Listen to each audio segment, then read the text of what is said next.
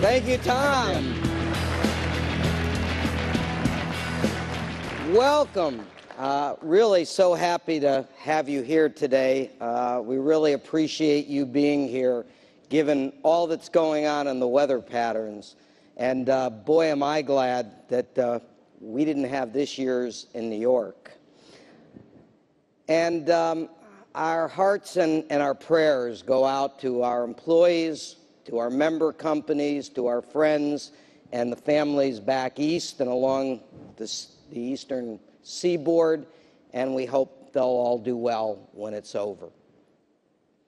I have a couple of questions for you this morning. Is our industry headed for the abyss?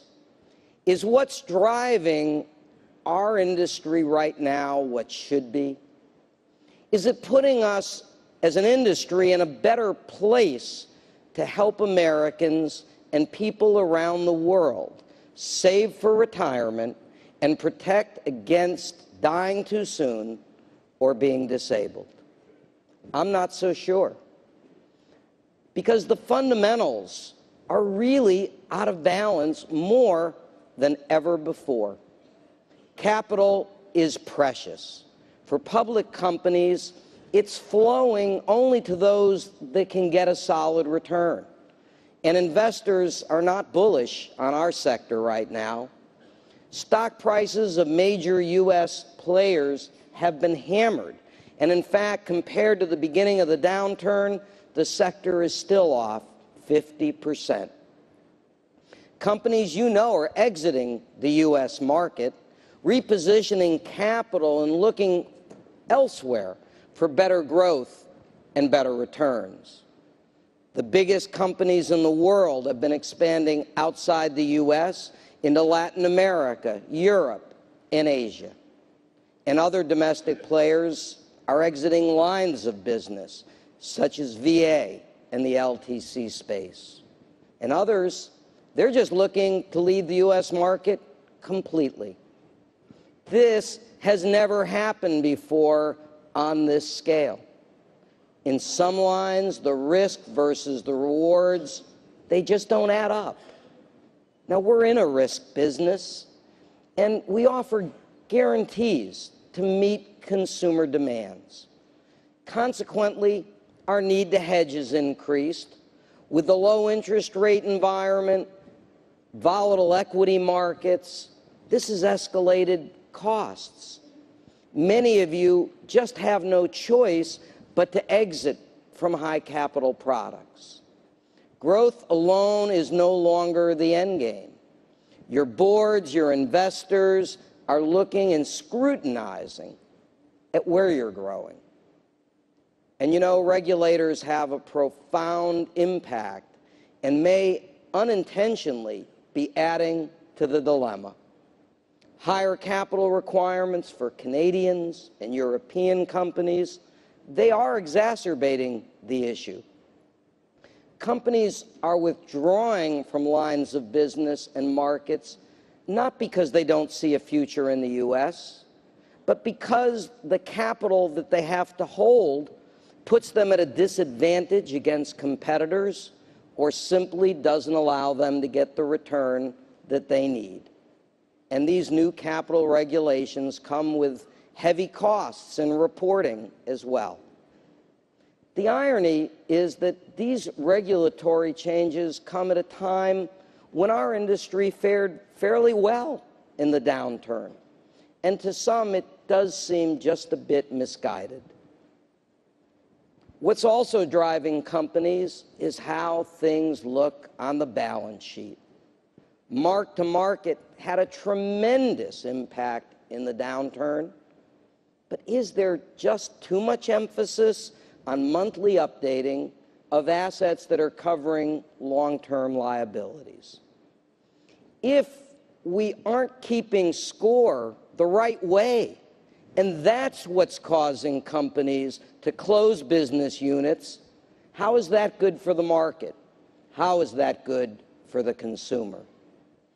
If companies are exiting business because of new regulatory requirements where they could have otherwise grown, Could they actually be destroying shareholder value?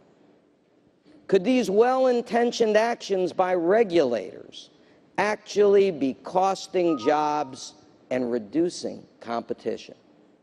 Have all these changes put us at the edge of the abyss? Overly dramatic? Gloomy? Maybe. But I think it depends on how some things play out over the next few years. Interest rates, for one, will need to change. I'm not going to spend a lot of time on this. You have a lot of smart people working on it. But clearly, if long-term rates stay where they are, it would be devastating for our industry. For now, there is no relief in sight, and if this is the way it's going to stay, it's a game changer. Consumers won't get the products they want at a cost they want to pay. Our data has shown for years that people look to our industry for guarantees. This, in fact, I believe, is how we've differentiated ourselves and carved out a niche in the savings area. The guarantees that they want simply won't be available. There won't be a 30-year guarantee on term, and a UL with secondary guarantees is something that will be displayed at the Smithsonian. Annuity and income guarantees may not be available, or they're going to look very different. Consumers will have to pay more because we're going to have to price the effects of those low interest rates into our products. It's sad, but at a time when Americans are underinsured or not insured at all, when they need to save for retirement, the products that they want may be disappearing. And yet another piece of the safety net will be gone. Our companies will lose if something doesn't change, but so will consumers across the globe. Though consumers want guarantees, state and federal regulators are beginning to look at utilization of annuity riders. And some are looking at averages and suggesting that withdrawal rates should be higher. Yet the data that we prepared and sent to the GAO, to the NAIC, suggests that consumers are indeed increasing utilization as you'd expect. So benefits we know that consumers want may soon be under attack from yet another quarter. It does just make me wonder if regulators and Congress are really focusing on the right issues to help consumers secure a better retirement. But the industry has culpability too. We clearly are not doing a good enough job of educating consumers. In the end, government regulation may well be the wild card in whether or not we do or don't fall into that abyss. Now, LIMRA's market maturity model tells us that over time, two things have most affected the growth of savings and insurance businesses in markets: demographics and government regulation. There are regulatory issues being debated now across the globe that I believe could have cataclysmic effects on our business. And one that concerns me is fiduciary standards and commissions. Regulators worldwide have a belief that commissions are bad. Sad, but true. Some regulators and some in the press have maligned producers for years, questioning their motivation in recommending certain products. We're seeing an alarming trend by regulators who are taking ever-increasing aggressive action. Let's look at some of the things that have occurred around the world. Norway and Finland have banned commissions. In 2013, 3 additional countries will ban commissions. Under the new RDR rules, effective January of 13, commissions in the UK will be banned, except on term. Advice will be on a fee-only basis, and clients may even opt out of paying renewal commissions on existing policies. In the Netherlands, commissions on all mortgage, investment, and life insurance are banned as of next year. And in Australia, effective mid-2013, commissions will no longer be allowed on insurance within superannuation products. And in fact, renewal commissions will only be paid where the client opts in annually. In Asia and Singapore, they're looking at changing management and/or producer commissions as well. Regulators believe that producers who are paid on commission have a bias, an inherent lack of objectivity, and that a fee-based system can solve and eliminate this problem. They also believe that consumers are willing to pay a fee. And in fact, what our research shows, the majority of Americans, when asked, say they'd prefer a flat fee versus someone being paid on commission. But when you ask people here and across the globe what they're willing to pay, you get a very different story. In the UK, 50% of people are willing to pay no more than about £50 or $80 an hour for advice. In the US, it's worse. 80% say they would be willing to pay $100 or less in total for advice.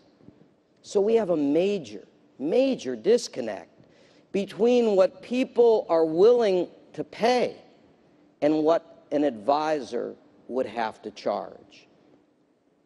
As regulators and legislators in the U.S. and around the world consider future action, I hope they will wait and see how these changes affect these other markets before they act.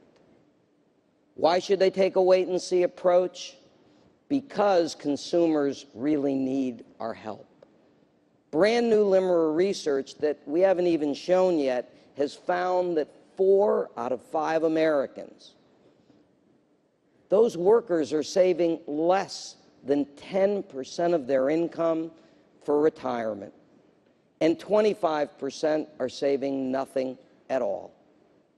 Yet 80% of them know and believe they should be saving more to be on track for retirement. And LIMRA research strongly suggests that advice really does matter. Savings rates, in fact, go up where there's an advisor. 78% of those with an advisor contribute to a retirement plan. Those who don't have one, only 43% contribute. Advice matters. And consumers have a better peace of mind and confidence when they work with an advisor. Advice matters. Our consumer data tells us that when it comes to financial decisions, people feel they have to have the facts. They have to be confident that they're making the right decision. They need help. They need their questions answered. They need reassurance. It's tough to get all of that from a website. Information overload can lead to doubt and indecision. And what the research indicates, when people are uncertain about making the right decision, they often do nothing. They don't buy our products they need. And behavioral economics tells us there are many things that people believe they need. But what it takes is what one researcher called a visceral reaction to get them to act. Life agents, financial planners who meet with clients provide the guidance. They tell the stories that trigger that visceral reaction. Now, some big names in financial services are spending a lot of money on TV ads trying to convince consumers they don't need advice. They can do all their planning and investing online by themselves. However, the more you study this new research on really how consumers make financial decisions, the more you understand that there is a need for advisors. It's much the same in the investment world. When the market was down, many do-it-yourself investors were afraid. They sold when prices were depressed. But people who had advisors were more likely to stay the course and were still in the game when stocks came back. Advice matters. We must not let regulators and legislators pass well-intentioned legislation that makes it more difficult for middle-class people to get basic advice. Now, let me be clear. LIMRA doesn't do advocacy. We leave that to others. But I see trends that are deeply disturbing. And 38 years in the business tells me advice does matter. I believe it's incumbent on us to get this research to you and to urge you to make sure that regulators and legislators and even your employees get the whole story. But I'm not saying that the advice model needs to be the same as it is today. We'll talk more about that. It must change and leverage technology more than it has. People need to be able to get advice when and how they want it. So no question, our business is really under a great deal of pressure. There are a lot of what I call these negative disruptors.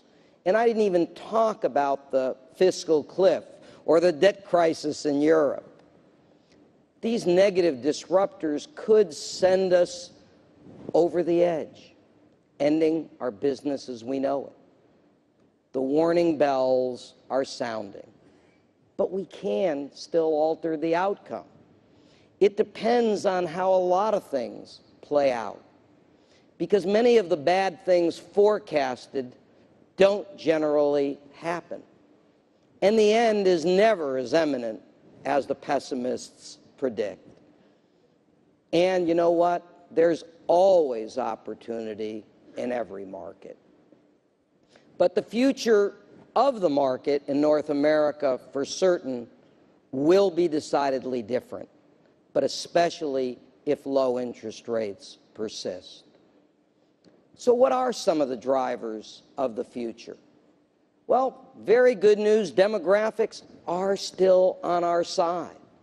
With 10,000 boomers turning 65 each and every day, the total number of retirees will grow to 65 million by 2025. So there is going to be a real need for accumulation and for deaccumulation products. And Generation X and Y are reaching the point where they will be prospects for life insurance. And 50% of Gen Xers believe they need more life insurance. The majority of Americans believe that life insurance plays a critical role when a loved one dies. And if a family has been touched by a loss, that number goes up to 80%. And 76% of those who know someone who's needed our product believe that life insurance gives peace of mind. These numbers say we can still grow the business, These numbers say to me we need to do a better job of creating that visceral stimuli in people who haven't yet had that tragedy. While some of the future clearly depends on forces that we can't control, let's talk about some of the things that we can. And what will companies really have to do to succeed, as Tom suggested, in this new reality? No question, strategic deployment of capital is vital. We also have to become more efficient, find ways to lower costs and to increase productivity. Companies will also need to look more carefully at what is it really costing them to do business. And there's no question, we're going to find more ways to leverage technology to operate more efficiently. And size will matter. Scale will matter. Larger companies have an advantage, but don't kid yourself, compliance and regulatory costs could absolutely mitigate some of those gains.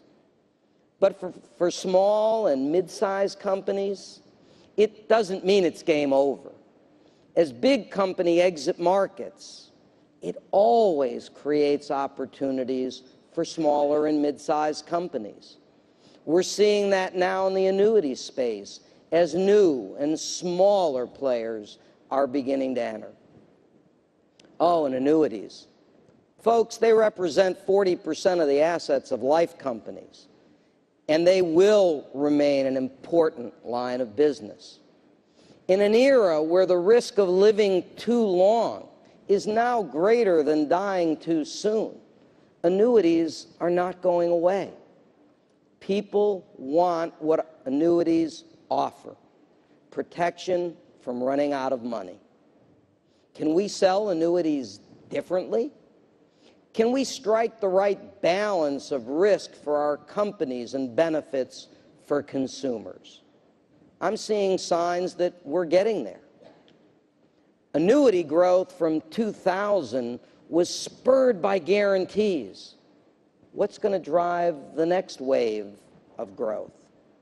Can we actually get better at selling annuities to consumers between 45 and 55? Or getting people to start using annuities again to save monthly, to do systematic savings? Perhaps we're going to have to think differently about VA fees and compensation in a low-rate environment. This would eliminate the biggest complaints of regulators and critics. If we did alter VA fee structure, could we begin to be having them seen differently as an alternative investment class? Will some of you embrace quantum leap changes that allow life insurance companies to better compete for savings assets in new ways? I think some will. Some are beginning to. But other opportunities will also emerge as more boomers enter that payout phase. You know, we've talked for years about SPIAs should be bigger. But what we saw post-downturn in our research is what consumers said about SPIAs began to change. People were more willing to give up control of assets to trade for that lifetime income. And think about it, even with record low annuity rates in 2011, SPIA sales hit record highs and were up 7%. If interest rates rise, could this become a much bigger business? In the qualified area, more asset management companies are providing information at retirement about the availability of single premium and longevity annuities. Could this market really take off in the year ahead as boomers focus on the deaccumulation phase? People no longer think about retirement as just a pile of money. They're much more concerned about having that check in the mailbox. and that plays to our strengths.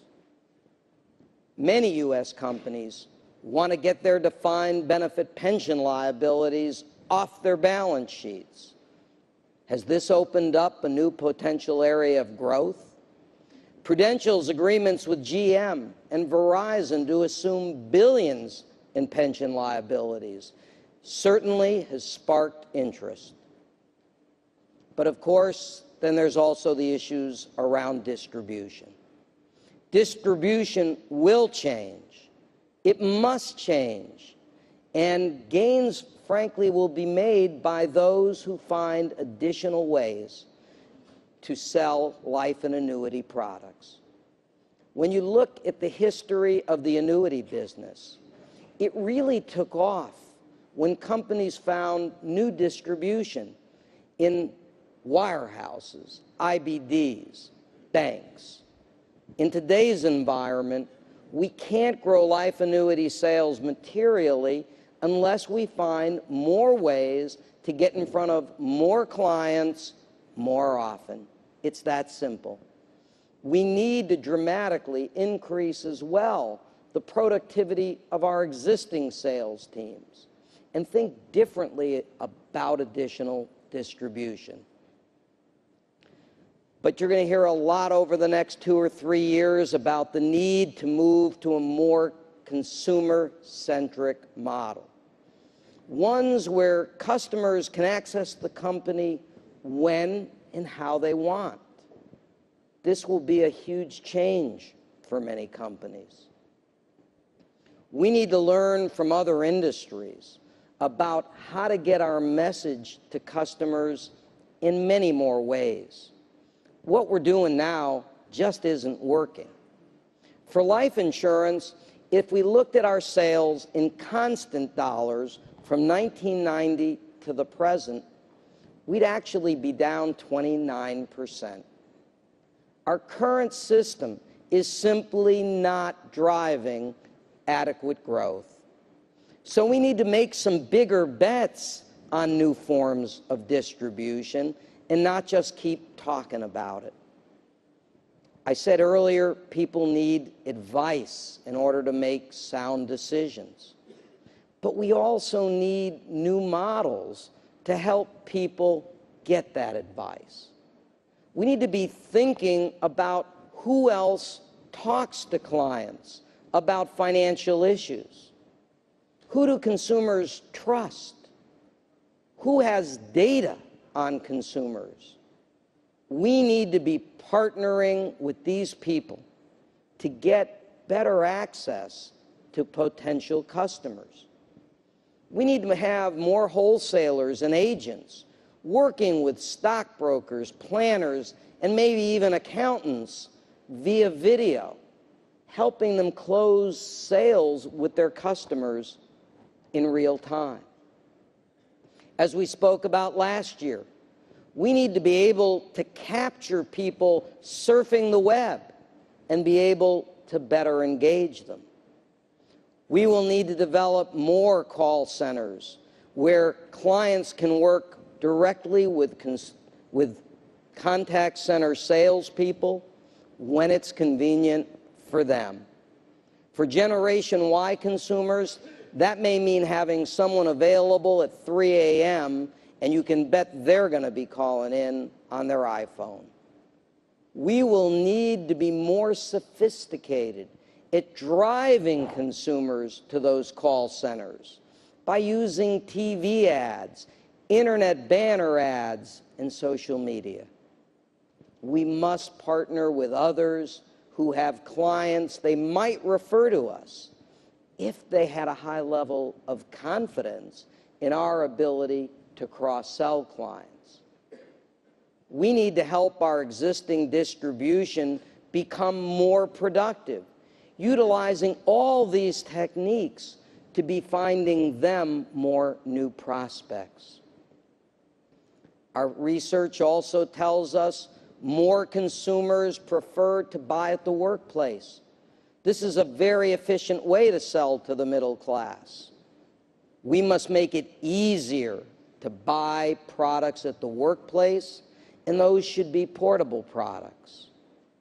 There could also be huge changes in distribution that are driven by new entrants, new models that we see forming like clouds, but whether they stay or blow away remains to be seen. MetLife is selling small face policies in Walmart. And guess what? Humana is there too, selling health coverage. Will this be a new distribution source of the future? We'll have to wait and see. But I can tell you that LIMRA researchers predicted this would happen. Some P&C companies are doing some creative partnering.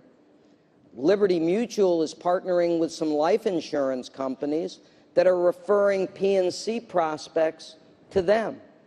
They even have other P&C companies referring to them, even ones that might appear at first glance to be competitors. Historically, models like this were unthinkable, but you will continue to see them emerge as people look for ways to generate cross-selling fees by leveraging their existing customer base.